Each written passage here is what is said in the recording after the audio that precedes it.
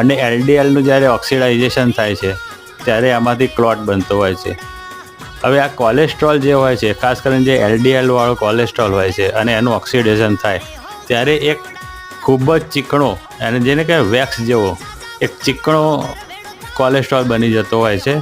અને આપણે કોઈ વાર ખૂબ જ ગરમ કરેલું તેલ અથવા વારે ઘડી ગરમ કરેલું તેલ કદાચ તમે જોયું હોય અને એ તમે આમાં આંગળી બી નાખો તો એકવાર એવું ચોંટી જાય કે ઉખડે નહીં. એટલે એવો જે એક ખૂબ જ જામી ગયેલો ગઠ્ઠા જેવો જે પદાર્થ થઈ જાય છે એને આપણે સામાન્ય ભાષામાં કોલેસ્ટ્રોલ કહેતા હોઈએ છીએ, પણ એ એલડીએલ હોય છે અને એનું ઓક્સિડેશન થયેલું હોય છે. હવે શું થાય છે, તમને કોઈ લક્ષણો નથી આવતા અને ધીમે ધીમે એક પછી એક તમારી નળીમાં એ એક સ્તર જામી જતું હોય. એક સ્તર જામે પછી એ સ્તરની અંદર એનો પાયો બનાવીને એની પર બીજું લેયર થાય, ત્રીજું લેયર